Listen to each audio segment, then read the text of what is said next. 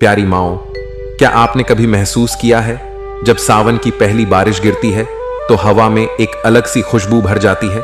पेड़ों की हरियाली और मिट्टी की सौंधी खुशबू, मानो कुदरत खुद आपको अपने गले से लगा रही हो।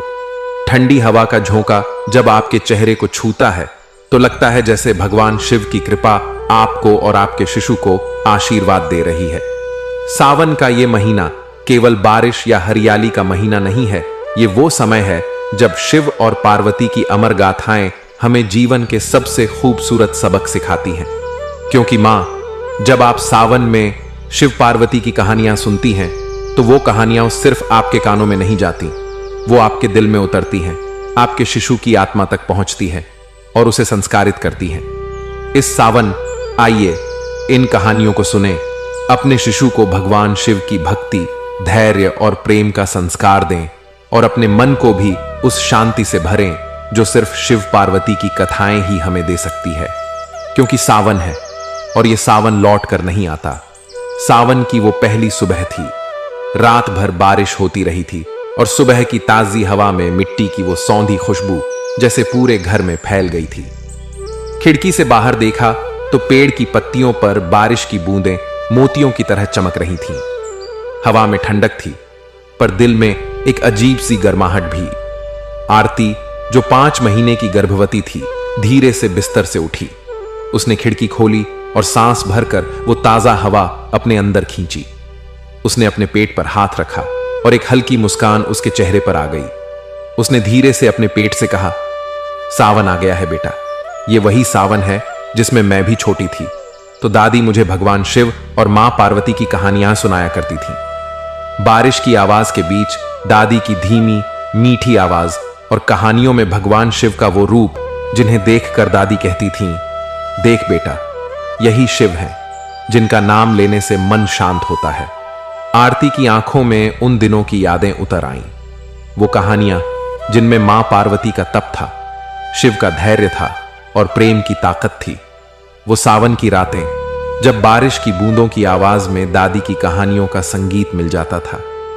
आरती ने अपने पेट पर हाथ फिरते हुए कहा, आज मैं तुम्हें वो कहानियां सुनाऊंगी बेटा, ताकि तुम्हारा मन भी उतना ही पवित्र और शांत बने जितनी ये बारिश की बूंदें हैं, ताकि तुम्हारे अंदर भी शिव का धैर्य और पार्वती का प्रेम बस जाए। सावन का महीना सिर्फ बारिश या हरियाली का महीना नहीं, ये वो समय है जब कुदरत हमें थम कर जीना सिखाती है, जब हर बूंद एक संदेश लाती है, शांति में शक्ति है और प्रेम में तपस्या। मां, जब आप इस मौसम में अपने बच्चे से बातें करती हैं, अपने मन की बातें, अपने विश्वास, अपने सपनों की बातें, तो आप अपने बच्चे को सिर्फ शब्द नहीं दे रही होती, आप उसे संस्कार दे रही होती हैं। क्योंकि मां के विचार, उसकी भावनाएं और उसकी आवाज उसके बच्चे के दिल तक पहुंचती है। वो आवाज शिशु के दिल की धड़कन में घुल जाती है, उसकी आत्मा में बस जाती है। इसलिए इस सावन, जब बारिश की बूंदें गिरें, जब हवाएं आपको छुएं, जब मिट्टी की खुशबू आपके कमरे में घुले, तो अपने बच्चे से कहिए, सुनो बेटा, ये सावन आया है तुम्हें शिव और पार्वती की कहानी सुनाने, ताकि तुम्हारा जीवन भी उतना ही सुंदर, शांत और मजबूत बने जैसे शिव और पार्वती का प्रेम। अगर आपको ये सावन की शुरुआत और शिव पार्वती की यादें सुनकर मन में शांति और खुशी महसूस हुई हो तो हर हर महादेव लिखकर हमें जरूर बताइए। आपका एक छोटा सा कमेंट हमें और माओ तक यह सकारात्मकता पहुंचाने की प्रेरणा देगा। तो आगे बढ़ते हैं कहानी की ओर। आरती ने अपने कमरे की खिड़की से बाहर देखते हुए अपने पेट पर हाथ रखते हुए कहा, बेटा, आज मैं तुम्हें हिमालय की बेटी पार्वती और तपस्वी शिव की कहानी सुनाऊंगी। यह सिर्फ एक कहानी नहीं है, यह धैर्य, प्रेम और तपस्या की असली परिभाषा है। बहुत समय पहले पहाड़ों की गोद में बसी एक छोटी सी कुटिया में हिमालय की बेटी पार्वती ने अपनी मां से सुना था कि भगवान शिव ही सच्चे प्रेम और तपस्या के प्रतीक हैं। पार्वती ने तभी मन में ठान लिया कि वो भगवान शिव से ही विवाह करेंगी। लेकिन भगवान शिव कैलाश पर ध्यान में लीन थे। उनकी आंखें बंद थीं, शरीर पर भस्म लगी थी, गले में नाग थे, जटाओं में गंगा विराजमान थी। वे दुनिया से दूर अपने ध्यान में मग्न थे। पार्वती जानती थीं यह आसान नहीं होगा, लेकिन उसने हार नहीं मानी। उसने अपने घर का सुख छोड़ दिया, महलों की आरामदायक जिंदगी छोड़ दी और पहाड़ों की गुफाओं में जाकर तपस्या शुरू कर दी। कई बार बारिश होती, तूफान आता, ठंडी हवाएं चलती, लेकिन पार्वती की आंखों में शिव का चेहरा और उनके प्रति प्रेम की लौ कभी बुझी नहीं। दिन महीनों में बदल गए और महीने सालों में। पार्वती ने कई वर्षों तक तप किया, बिना भोजन के, बिना आराम के, क्योंकि उनके दिल में सच्चा प्रेम और विश्वास था। प्यारी माओ, जब हम गर्भवती होती हैं तो हम भी हर दिन अपने बच्चे के लिए तपस्या करती हैं। हम अपने खाने में, अपने आराम में, अपने विचारों में परिवर्तन लाती हैं ताकि हमारे बच्चे को सबसे अच्छा संस्कार और वातावरण मिले। पार्वती की कहानी हमें यही सिखाती है, जब इरादे मजबूत होते हैं और प्रेम सच्चा होता है तो कोई भी मुश्किल रास्ता पार किया जा सकता है। आज जब सावन की बारिश गिर रही है, जब हर बूंद एक कहानी सुना रही है, तो अपने शिशु से कहिए, बेटा, जीवन में अगर कुछ पाना है तो मां पार्वती से सीखो, धैर्य, तप और सच्चा प्रेम। क्योंकि यह कहानी सिर्फ भगवान शिव और पार्वती की नहीं है, यह हर मां और उसके बच्चे की कहानी है। हर मां पार्वती की तरह तप करती है और हर बच्चा शिव की तरह शक्ति और शांति लेकर आता है। इसीलिए इस सावन में जब आप शिव और पार्वती की इस अमर गाथा को सुने, अपने शिशु को भी सुनाएं, क्योंकि मां के शब्द, मां की भावनाएं शिशु के मन और आत्मा में बस जाती हैं, उसे शांत, धैर्यवान और संस्कारी बनाती है। सावन की उस ठंडी सुबह में आरती ने अपने शिशु से बातें करते हुए कहना शुरू किया, बेटा, भगवान शिव को उनके क्रोध और उनके धैर्य दोनों के लिए जाना जाता है, लेकिन क्या तुम जानते हो मां पार्वती ने कैसे अपने धैर्य और प्रेम से भगवान शिव के क्रोध को शांत किया? कहते हैं, जब मां पार्वती ने वर्षों तक तपस्या की और उनका शरीर कमजोर हो गया तो देवताओं ने भगवान शिव से कहा, हे महादेव, पार्वती ने आपको पाने के लिए कठोर तप किया है, उनकी तपस्या को व्यर्थ मत जाने दीजिए।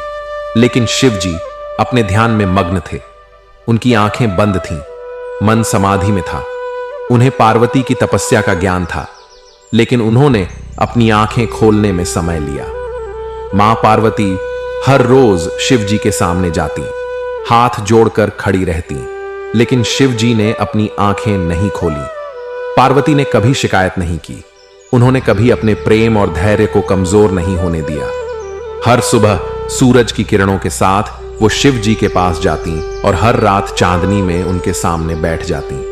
उनकी आंखों में न कोई गुस्सा था, न कोई शिकायत, बस एक विश्वास था कि एक दिन शिव जी उनकी तपस्या को स्वीकार करेंगे। मां, हमारे जीवन में भी कई बार ऐसा समय आता है जब हम पूरी मेहनत और सच्चाई से कुछ चाहते हैं, लेकिन हमें उसका फल तुरंत नहीं मिलता।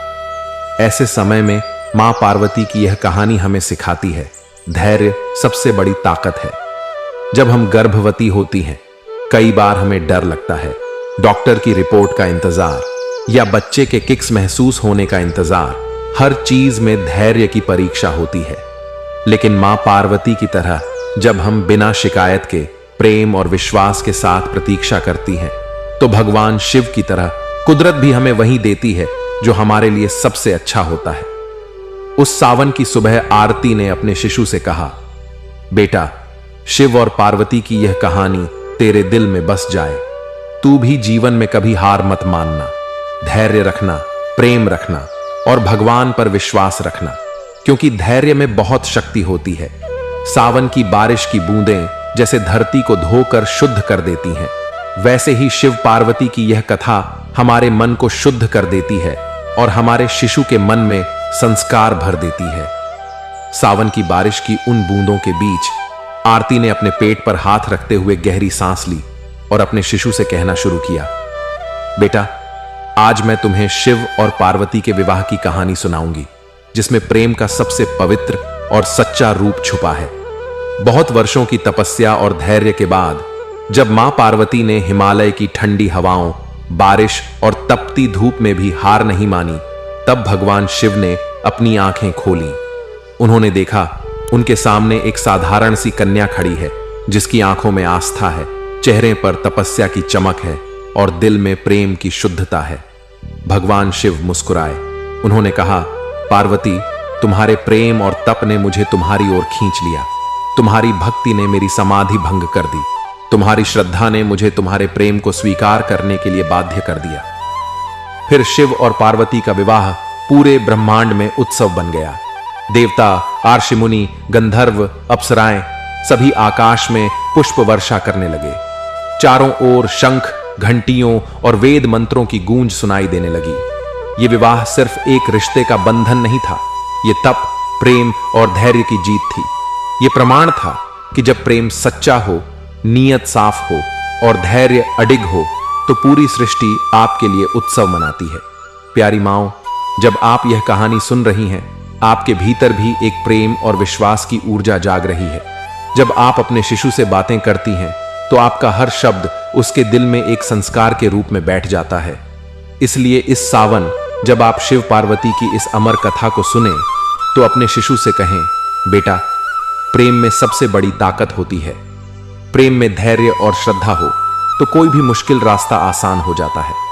मैं चाहती हूं तुम्हारे जीवन में भी शिव और पार्वती जैसा प्रेम और शांति हो।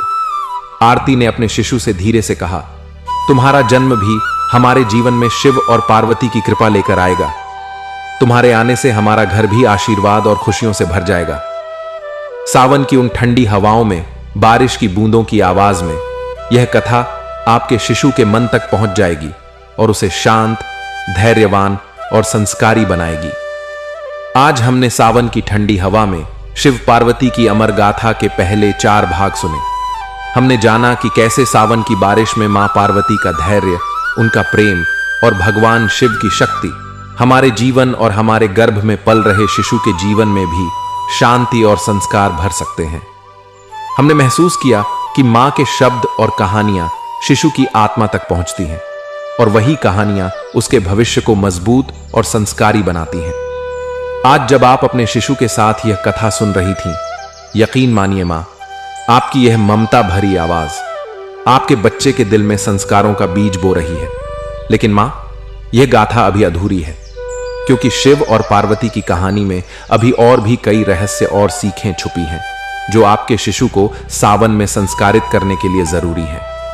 इसलिए इस एपिसोड का अगला भाग यानी एपिसोड 2 हम अगले एपिसोड से शुरू करेंगे, जहां हम जानेंगे सावन में शिव पार्वती की कथा का महत्व, शिव पार्वती से माता पिता बनने की प्रेरणा और सावन में आसान मंत्र और भजन जिन्हें सुनकर आपका शिशु संस्कारित हो सके।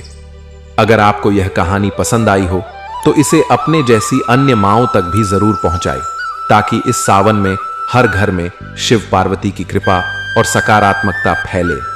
हम मिलेंगे एपिसोड 2 में, जहां सावन की ठंडी बूंदों के साथ शिव पार्वती की अमर गाथा को आगे बढ़ाएंगे। हर हर महादेव। सावन की पावन शुभकामनाएं।